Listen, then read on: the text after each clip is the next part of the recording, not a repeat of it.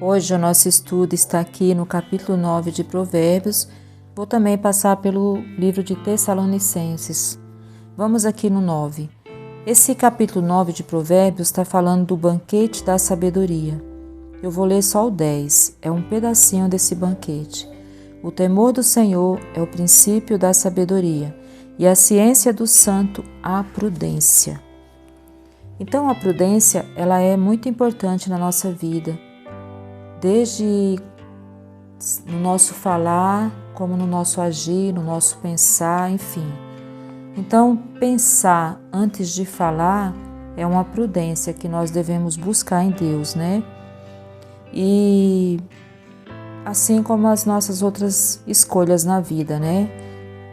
Se a gente pensar, tiver cautela para fazer as coisas, vamos estar sendo prudente, né? A palavra de Deus mostra pra gente que as qualidades, né, de uma pessoa prudente é ser moderada, ser sensata e pensar, né, antes de falar e agir, né? Então, vamos também lá para 1 Tessalonicenses. Eu vou ler aqui do capítulo 2, o versículo 11. Assim como bem sabeis de que modo vos exortávamos e consolávamos a cada um de vós, como o pai a seus filhos. Então aqui também é um pedacinho do 2 que está falando aqui, o tema desse capítulo 2 de 1 Tessalonicenses está falando como Paulo exerceu o seu ministério entre os tessalonicenses, né? Aqui ele está falando que porque vós mesmo, irmãos, bem sabeis que a nossa entrada para convosco não foi vã. No comecinho do 2 ele está falando isso. Mas havendo primeiro padecido e sido agravados em Filipos, como sabeis, tornamo-nos ousados em nosso Deus para vos falar o Evangelho de Deus com grande combate. Porque a nossa exortação não foi com engano, nem com imundícia, nem com fraudulência, mas como fomos aprovados de Deus para que o Evangelho nos fosse confiado, assim falamos, não como para agradar aos homens, mas a Deus que prova o nosso coração. Porque, como bem sabeis, nunca usamos de palavras lisonjeiras, nem houve um pretexto de avareza, Deus é testemunha. E não buscamos glória dos homens, nem de vós, nem de outros ainda, que podíamos, como apóstolos de Cristo, ser-vos pesado. Antes fomos brandos entre vós, como a ama que cria seus filhos.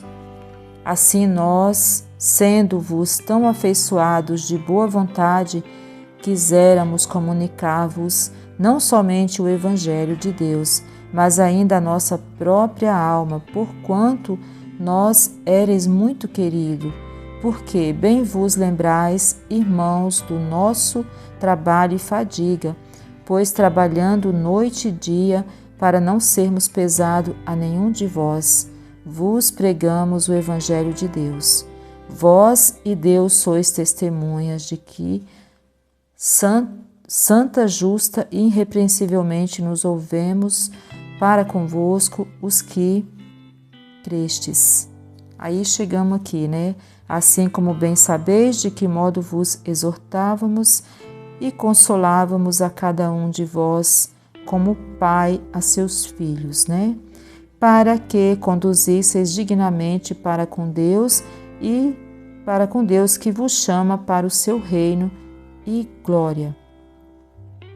Então aqui ele está falando, né, que a maneira como eles agiram ali, como eles exerceu ali o ministério, né, e é bem bonito aqui, eu quero enfatizar bem nesse pedaço, né, que eles fizeram isso assim como bem sabeis de que modo vos exortávamos e consolávamos a cada um de vós como pai a seus filhos. E aqui no 7 ele fala, antes fomos brandos entre vós, como a ama que cria seus filhos. Então é assim que nós devemos pedir a Deus para ser, né, uns com os outros, né? E vamos aqui para o 2 Tessalonicenses 1:11. Pelo que também rogamos sempre por vós, para que o nosso Deus vos faça dignos da sua vocação e cumpra todo o desejo da sua bondade e a obra da fé com poder. Então, aí continuando aqui no 12, para que o nome do nosso Senhor Jesus Cristo seja em vós glorificado, e vós nele segundo a graça de nosso Deus e do Senhor Jesus Cristo. Então aqui a gente vê que ele está falando que roga para que Deus faça ali digno da vocação, né? Cada um ali, né, descubra ali a sua vocação, e para que isso, o nome do Senhor Jesus seja glorificado, né? Pelo que também rogamos sempre por vós, para que o nosso Deus vos faça dignos da sua vocação, né? Então, nós temos a nossa vocação e o importante é a gente que a gente recebe isso de Deus, e ele estava falando aqui que eles estavam rogando para que eles fossem dignos dessa vocação e cumprisse ali o desejo, né, da bondade, obra e fé com poder. Mas para quê? Para que o nome do Senhor Jesus Cristo seja glorificado, né? E aqui quando ele fala que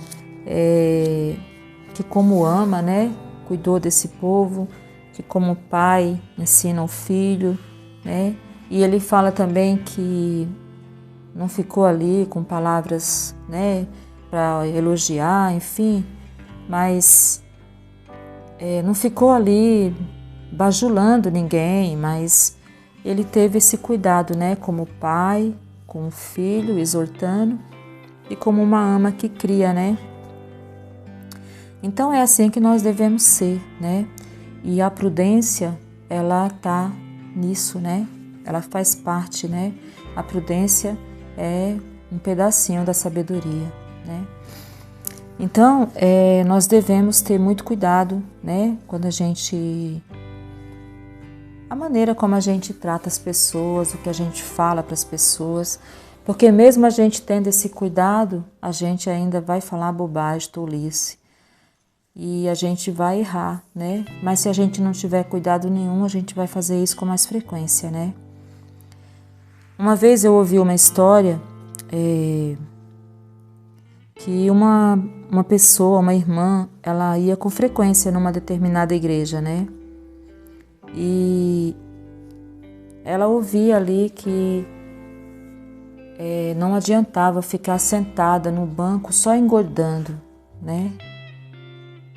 Tinha que fazer alguma coisa a mais, além de ficar ali sentada só engordando no banco da igreja, né?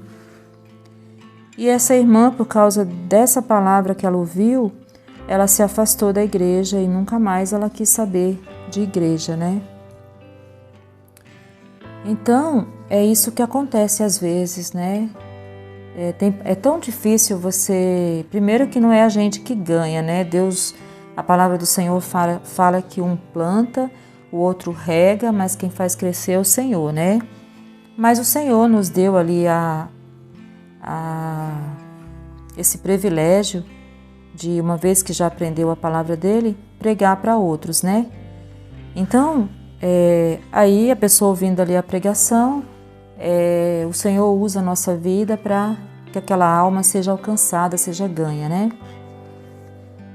E não é fácil você conseguir, não é nem a gente que consegue, é Deus, né? Mas Deus usa a nossa vida.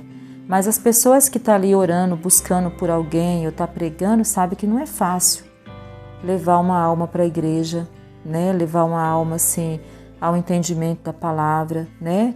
A gente vai precisar fazer nossa parte e pedir a Deus que o Espírito Santo de Deus convença aquela pessoa, né? E outra que é o próprio Deus que escolhe ali a pessoa, e a vontade de Deus é que toda a humanidade seja salva. Mas as pessoas não querem, só que assim, o próprio Deus dá ali as direções e mesmo assim não é fácil uma pessoa ouvir a palavra e querer essa palavra, né? Então tem todo um trabalho ali. Mas às vezes todo esse trabalho que alguém teve ou que várias pessoas tiveram, que Deus usou ali, várias pessoas para fazer, vai uma pessoa e destrói aquilo, né? Com uma palavra errada, né? Então assim, quantas pessoas Deus não usou para essa irmã chegar até a igreja e ouvir ali a palavra?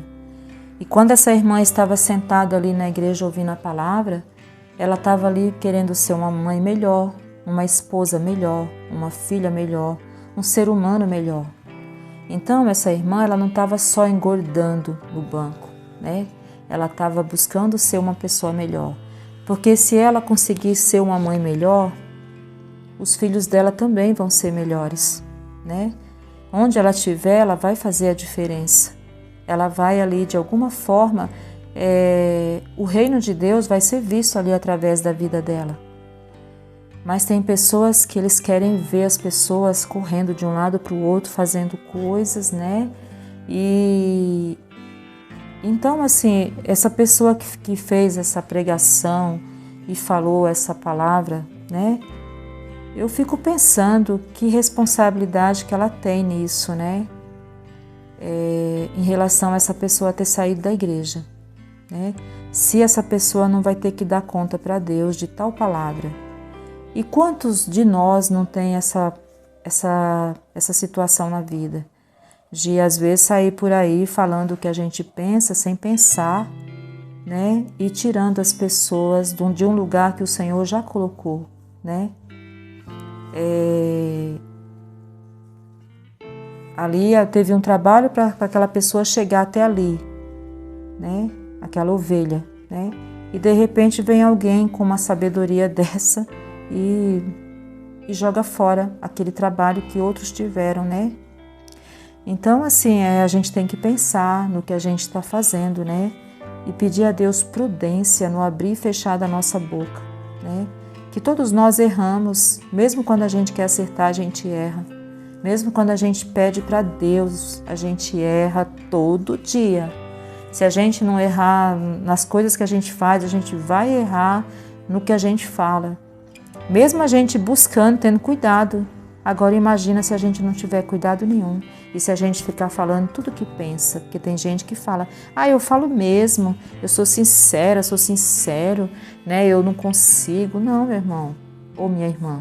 Isso não é sinceridade, isso é ser desagradável, inconveniente, né? Então, assim, a gente tem que pensar antes de falar, né? Talvez para mim, para você, a pessoa está lá no banco sem fazer nada, mas é Deus que sabe o que ela está fazendo, onde ela está, na casa dela, no meio da família dela, onde ela está, né? Quem vai julgar isso é Deus, né? E então é isso, eu queria que quem escutasse essa mensagem pensasse um pouco nisso, né?